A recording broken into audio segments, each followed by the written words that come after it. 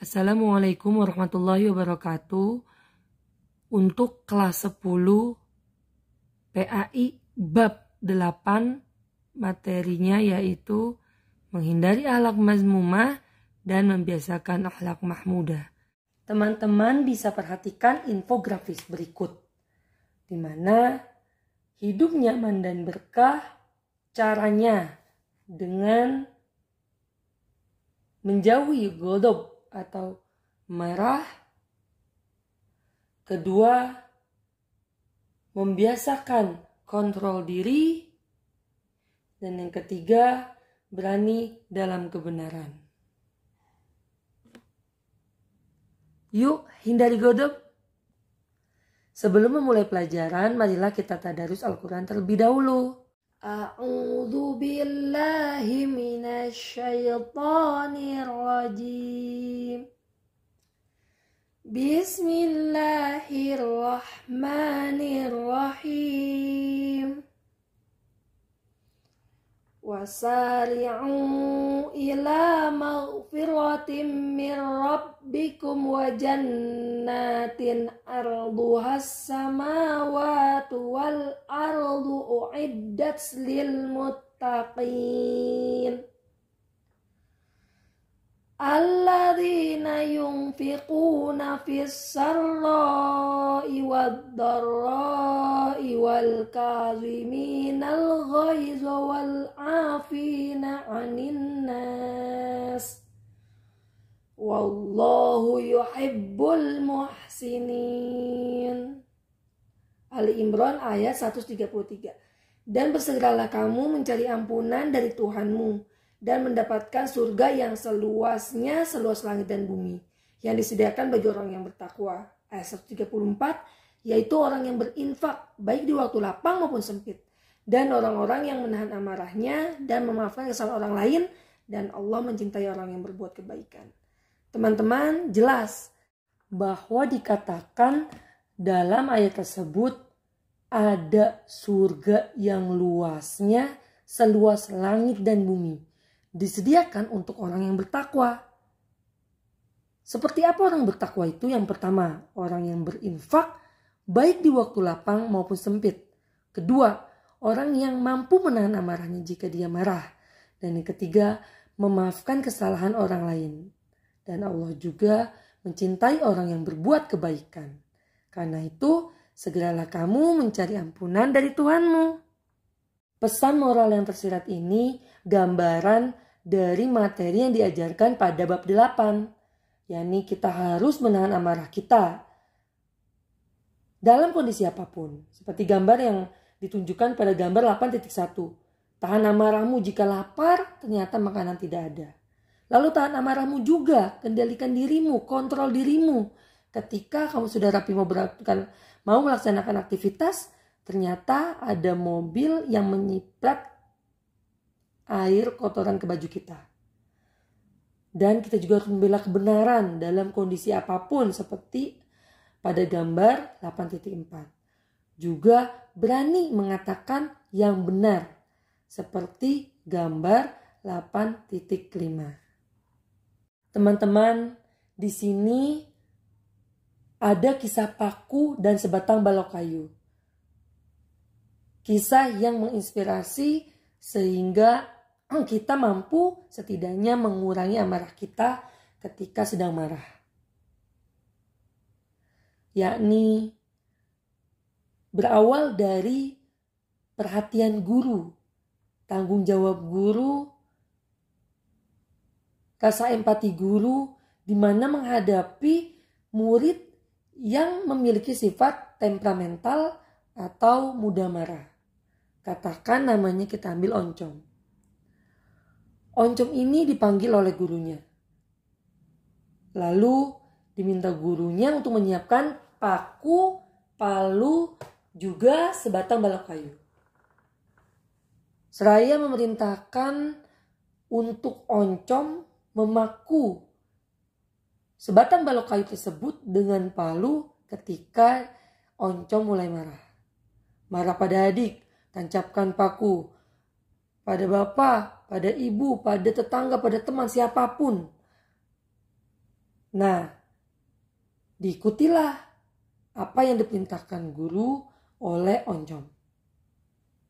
Keesokan harinya ditanya Oncom oleh gurunya tersebut, "Sudah berapa banyak paku yang kamu tancapkan?" Dengan malu-malu, Oncom menyampaikan bahwa sudah 20 paku tertancap. Tanpa banyak komentar, lalu diperintahkan kembali oleh gurunya untuk melakukan hal yang sama. Dan seminggu kemudian akan ditanyakan kembali bagaimana hasilnya. 1 minggu berlalu dan saatnya untuk Oncom melaporkan sudah berapa banyak paku yang ditancapkan selama seminggu. Karena nasihat guru yang diberikan yang tadinya 1 hari menancapkan 20 paku pelan-pelan mulai berkurang. Dari kemarin bahkan hingga pagi ini saya tidak sama sekali menancapkan paku, kata Oncom. Dan sang guru pun menjawab, "Bagus sekali nak. Kalau begitu tugasmu selanjutnya adalah setiap kali engkau berhasil menahan amarahmu, maka cabutlah 1 paku yang engkau tancapkan sebelumnya." Setiap hari seperti itu. Nanti Oncom pun boleh kembali setelah tidak ada sama sekali paku yang menancap di balok kayu tersebut. Hari demi hari berlalu, berganti minggu dan beberapa bulan kemudian. Murid itu pun kembali menghadap gurunya dengan wajah yang sangat berseri-seri, penuh dengan rasa penasaran. "Guru, saya telah mencabut semua paku seperti yang engkau nasihatkan. Setiap kali saya bisa mengendalikan amarah saya dan saat ini semua paku sudah berhasil saya cabut."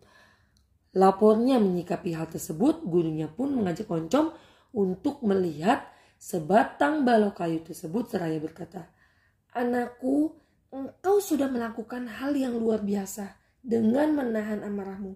Tapi engkau juga harus tahu bahwa ada akibat yang engkau timbulkan dari amarahmu selama ini. Ketika engkau marah dan meluapkan emosimu dengan mengeluarkan kata-kata yang menyakitkan orang lain, maka hal itu seperti kiasan paku yang menancap di balok kayu tersebut.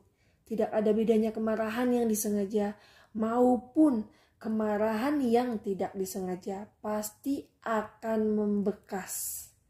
Jadi sebaiknya kita mampu untuk menahan amarah kita." Jelas sang guru dengan penuh bijaksana.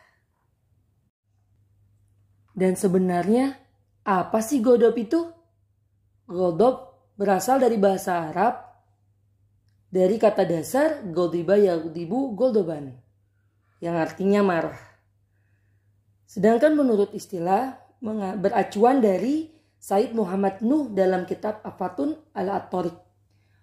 Marah adalah perubahan emosional yang menimbulkan penyerangan dan penyiksaan guna melampiaskan dan mengobati apa yang ada di dalam hati. Selanjutnya, penyebab godop atau marah. Yang pertama dari faktor fisik. Penyebab kemarahan secara fisik, yang pertama, kelelahan yang berlebihan. Orang yang secara fisik terlalu lelah dalam bekerja bisa saja hatinya menjadi sensitif, mudah tersinggung sehingga mudah marah. Jadi ketika memang kita merasa sudah lelah, istirahat agar tidak mudah marah. Lalu yang kedua, kekurangan zat-zat tertentu dalam tubuh. Kurangnya zat-zat tertentu dalam otak, misalnya kekurangan zat asam, maka otot-otot akan menjadi tegang. Sistem pencernaan terganggu, bahkan terjadi reaksi kimia pada otak, sehingga mudah terbawa perasaan dan cepat tersinggung dengan sesuatu yang membuat tidak nyaman.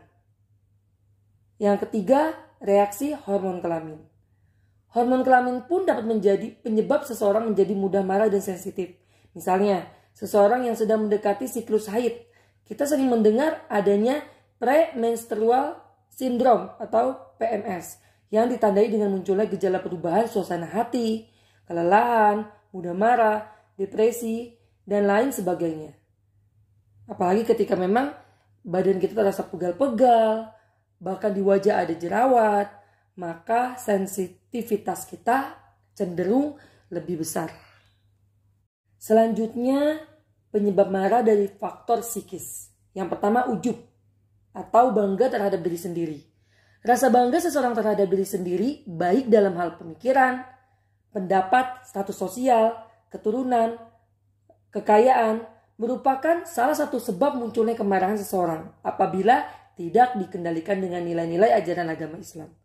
Ujub sangat dekat dengan kesombongan, apalagi seseorang yang memiliki sifat ujub tersebut tidak mendapatkan pengakuan dari orang lain seperti yang ia harapkan. Maka sangat berpotensi munculnya sifat marah yang dapat merugikan. Yang kedua, perselisihan atau perdebatan. Debat adalah adu argumen antara satu pihak dengan pihak lain untuk memutuskan atau mendiskusikan tentang sebuah perbedaan. Akibat buruk yang ditimbulkan dari sebuah perdebatan di kalangan masyarakat sangatlah banyak. Bahkan sampai menimbulkan kemarahan dan mendatangkan perselisihan. Sabda Rasulullah dari Abu Umamah, berkata Nabi Muhammad SAW, "Aku akan menjamin rumah di tepi surga bagi seseorang yang meninggalkan perdebatan meskipun benar. Aku juga menjamin rumah di tengah surga bagi seseorang yang meninggalkan kedustaan meskipun bersifat gurauan. Dan aku juga menjamin rumah di surga yang paling tinggi bagi seseorang yang berakhlak baik." Jadi kita hindari perdebatan agar tidak menimbulkan marah. Yang ketiga, senda gurau yang berlebihan. Dalam kehidupan sehari-hari, kita sering menjumpai dan mengalami sekumpulan orang yang gemar bercanda, bersenda gurau yang terkadang melampaui batas. Seringkali senda gurau tersebut menggunakan perkataan yang tidak berfaedah dan bisa menyakiti hati orang lain. Jadi sebaiknya kita menghindari gurauan-gurauan yang menyenangi hati sendiri tapi merugikan bahkan mengundang kemarahan orang lain. Yang keempat, ucapan yang keji dan tidak sopan. Ucapan yang berupa celaan, hinaan, umpatan, atau perkataan yang menyesakkan dada kepada orang lain adalah salah satu pemicu munculnya marah seseorang. Yang kelima, sifat permusuhan kepada orang lain. Seseorang yang memiliki bibit kebencian dan tidak suka kepada orang lain cenderung akan memusuhi orang lain dengan segala cara. Ia akan mengolok-olok, mencari kesalahan, mengadu domba, mencaci, dan mengejek orang lain dengan berbagai cara. Sehingga apabila orang yang diperlakukan buruk tersebut tidak ridho, sangat berpotensi untuk memicu kemarahan dan permusuhan yang tidak kunjung berhenti di antara mereka. Berikut tingkatan sifat marah. Yang pertama, golongan marah yang berlebihan atau ifrat. Golongan ini mengalami kesulitan dalam mengendalikan sifat marahnya, bahkan hingga berakibat kepada pertumpahan darah. Yang kedua, golongan yang tidak memiliki sifat marah atau tafrit. Golongan ini cenderung ke arah tidak peduli, masa bodoh, acuh, bahkan tidak memiliki hasad untuk melakukan pembelaan terhadap kebenaran. Nah, ini golongan yang memang tidak dianjurkan dalam Islam. Yang pertama pun sama. Nah, golongan yang ketiga, golongan yang dianjurkan dalam Islam. Golongan yang mampu berlaku adil dan proporsional atau iktidal, di mana seimbang antara marah dan tidaknya. Golongan moderat yang berada di antara ifrat dan tafrit. Mereka ini tidak akan kehilangan sifat pemarah sama sekali, tetapi akan marah hanya pada saat-saat tertentu dengan kemarahan yang proporsional. Marah yang timbul karena sesuatu yang melanggar larangan Allah dan dalam rangka membela agama Islam dan umatnya. Cara menghindari marah sesuai yang diajarkan Rasulullah SAW. Yang pertama, membaca ta'awuz dengan lafaz a'udzubillahi minasyaitonirrajim. Aku berlindung kepada Allah dari godaan setan yang terkutuk. Yang kedua, merubah posisi. Jika seseorang mendapatkan kemarahannya pada saat ia berdiri, maka hendaklah bersegera ia duduk. Dan apabila kemarahannya tidak juga mereda, maka hendaklah ia segera berbaring. Lalu yang selanjutnya, diam atau tidak berbicara. Pada saat seseorang sedang marah, maka emosi yang ada dalam dirinya akan meningkat, sehingga bisa menyebabkan seseorang melakukan sesuatu yang berbahaya dan lepas kendali. Untuk itu, sebaiknya seseorang yang sedang marah berusaha untuk diam, tenang, rileks agar bisa meredakan emosinya. Yang keempat, berwudu. Karena marah itu dari setan, setan itu api, dan api dapat dipadamkan dengan air. Air wudu dapat memberikan efek tenang bagi orang yang sedang marah, serta meredakan api kemarahan di dalam hati agar tidak meledak dan menyakiti orang lain. Yang kelima, mengingat wasiat Rasul dan janji Allah Subhanahu wa Ta'ala. Sebagaimana sabdanya, barang siapa yang mampu menahan amarahnya, sedangkan bisa saja ia meluapkannya, Allah Subhanahu wa Ta'ala akan memanggilnya di hadapan para makhluk yang lain pada hari kiamat untuk memberikan pilihan baginya bidadari yang ia inginkan. Hadis riwayat Abu Daud. Adapun manfaat yang kita peroleh jika mampu menghindari sifat marah, yaitu yang pertama, dapat menghindari kebencian dan permusuhan. Jelas, jika kita tidak marah, maka orang lain tidak akan benci sehingga bisa terhindari dari permusuhan. Yang kedua, membawa kebahagiaan. Kemampuan untuk menahan amarah memiliki keuntungan tersendiri bagi seorang mukmin. Manakala seseorang mampu menahan amarahnya, maka ia akan merasakan ketenangan dan kebahagiaan serta terhindar dari kerugian. Yang ketiga, mendapatkan pahala yang besar dari Allah Subhanahu wa Ta'ala. Dalam Quran surat Ali Imran ayat 130 dan 134 yang disebutkan sebelumnya, akan ada balasan surga yang luasnya seluas langit dan bumi. Salah satunya bagi orang yang mampu menahan amarahnya. Yuk, biasakan kontrol diri. Rasulullah SAW bersabda sebagaimana yang diriwayatkan dalam hadis riwayat Muslim berikut ini. Bismillahirrahmanirrahim. An Abdullah bin Mas'udin radhiyallahu anhu qala Rasulullah sallallahu alaihi wasallam, "Fama ta'udduna sur'ata fikum?" Qala Qulna alladhi la yasra'uhu rijal. Qala laisa bidzalika walakinnahu alladhi yamliku nafsahu indal ghadab. Rawahul Muslim. Artinya dari Abdullah bin Mas'ud berkata Rasulullah SAW bersabda,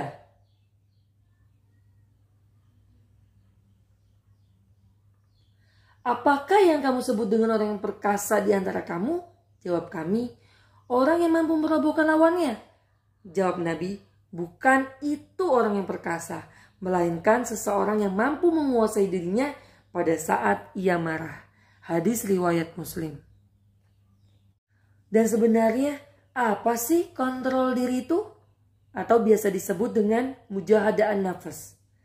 Secara bahasa, mujahadaan nafas terdiri dari dua kata, yaitu mujahadah yang berarti bersungguh-sungguh, an-nafas berarti jiwa, nafsu atau diri. Sehingga pengertian dari mujahadah nafas atau kontrol diri adalah upaya sungguh-sungguh untuk mengendalikan diri atau menahan nafsu yang melanggar hukum-hukum Allah Subhanahu wa Ta'ala. Lawan kata dari mujahadah nafas adalah ittiba'ul hawa atau mengikuti hawa nafsu. Selanjutnya, pelaksanaan sikap kontrol diri dalam kehidupan. Yang pertama, memikirkan risiko dan akibat dari setiap perbuatan. Yang kedua, bersabar dan tidak tergesa-gesa dalam mengambil keputusan.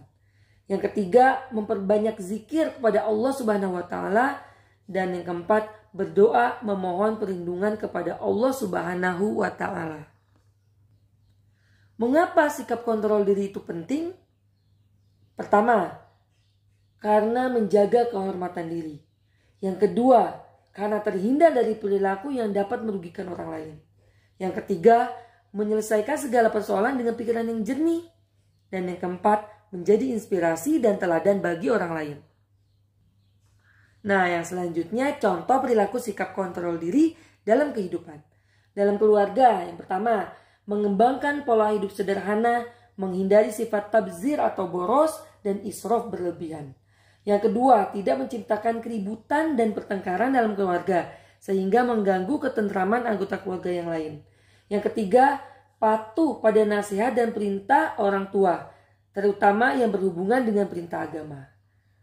Sedangkan dalam masyarakat, yang pertama, menghindari konflik, menebarkan ukhuwah dan silaturahim dengan orang lain. Yang kedua, menghargai perbedaan, toleran, serta menghormati orang lain. Yang ketiga, patuh dan tunduk pada norma dan aturan yang berlaku di masyarakat, baik norma yang tertulis maupun adat istiadat yang berlaku. Terakhir, dalam lingkungan sekolah. Yang pertama, disiplin, patuh dan taat pada aturan. Yang kedua, menghormati guru dan karyawan sekolah serta menghargai teman. Yang ketiga, menjaga perilaku hidup sederhana, tidak sombong, tidak gengsi dengan kehidupan dan kondisi serta kemampuan sendiri. Apa sih yang kita peroleh jika kita sudah mampu mengontrol diri? Yang pertama, mampu menahan emosi dengan baik, terhindar dari sifat rakus, serakah, dan tamak, terhindar dari kesalahpahaman yang tidak perlu, sabar dalam menghadapi musibah dan cobaan dari Allah Subhanahu wa Ta'ala, dan terakhir yang kelima, mampu bergaul dan bersosialisasi dengan baik di masyarakat. Setelah kita pelajari tentang menghindari marah, lalu membiasakan kontrol diri, satu hal juga yang penting, yuk biasakan membela kebenaran. Rasulullah dalam hadis berikut, Anil Mughirah bin Syu'bah anin Nabi sallallahu alaihi wasallam qala la yazalu ta'ifatum min ummati zahirina hatta ya'tiyahum amrullah wa hum zahirun. Rawahul Bukhari. Artinya dari Al-Mughirah bin Syu'bah dari Nabi sallallahu alaihi wasallam, beliau bersabda, akan senantiasa ada dari golongan umatku yang membela kebenaran hingga ketetapan Allah Subhanahu wa Ta'ala datang kepada mereka dan mereka dalam keadaan menang. Hadis riwayat Bukhari. Maksudnya bagaimana? Tidak mustahil kita menjadi umat yang memang membela kebenaran sehingga ketetapan Allah datang kepada mereka dan dalam kondisi menang. Sebenarnya apa sih arti dari berani membela kebenaran? Berani dalam Islam sering disebut dengan syaja'ah. Menurut bahasa, syaja'ah berarti berani atau gagah. Sedangkan arti syaja'ah menurut istilah adalah keteguhan hati, kekuatan pendirian untuk membela kebenaran dengan cara yang kesatria dan terpuji. Syaja'ah merupakan suasana batinnya seseorang yang direalisasikan dalam sikap lahiriah untuk berani mengambil tindakan dengan penuh keyakinan dan siap dengan segala resikonya. Jadi, orang yang memiliki keteguhan hati, kekuatan pendirian untuk membela kebenaran dengan cara yang kesatria atau terpuji, itulah yang disebut dengan syaja'ah. Nah, bagaimana implementasi sikap berani membela kebenaran dalam kehidupan? Yang pertama, berani menghadapi musuh di medan pertempuran, jihad fisabilillah. Meskipun sekarang sudah jarang yang seperti ini ya, lebih kepada musuh yang tidak terlihat, merusak pemikiran anak muda zaman sekarang. Yang kedua, berani mengatakan kebenaran. Yang ketiga, berani menyimpan dan menjaga rahasia. Selanjutnya, memiliki daya tahan tubuh yang kuat, mampu mengendalikan hawa nafsu, berani mengakui kesalahan, dan berani objektif menilai diri sendiri. Tidak merasa paling benar dan orang lain salah. Selanjutnya, faktor pembentuk sikap berani membela kebenaran dalam kehidupan. Yang pertama, takut kepada Allah Subhanahu wa Ta'ala. Yang kedua, mencintai kehidupan akhirat. Yang ketiga, tidak takut menghadapi kematian. Yang keempat, tidak ragu dengan kebenaran. Yang kelima, tidak materialistis. Yang keenam, berserah diri dan yakin akan pertolongan Allah. Yang ketujuh, kristalisasi pendidikan karakter dari keluarga, masyarakat, dan sekolah. Jadi, adanya kerjasama antara keluarga, masyarakat, dan juga sekolah. Apa sih hikmah yang dapat kita peroleh jika kita mampu miliki sikap berani membela kebenaran dalam kehidupan? Yang pertama, bagi diri sendiri. Seorang muslim yang memiliki sifat syaja'ah akan senantiasa mendahulukan perintah Allah dibanding dengan urusan duniawinya. Keberanian seorang muslim lahir dari rasa takut kepada Allah Subhanahu wa Ta'ala. Selanjutnya, manfaat bagi keluarga. Sebuah keluarga mungkin hidup dengan penuh kesederhanaan, bahkan mungkin kekurangan jika dibandingkan dengan keluarga lain yang lebih berkecukupan.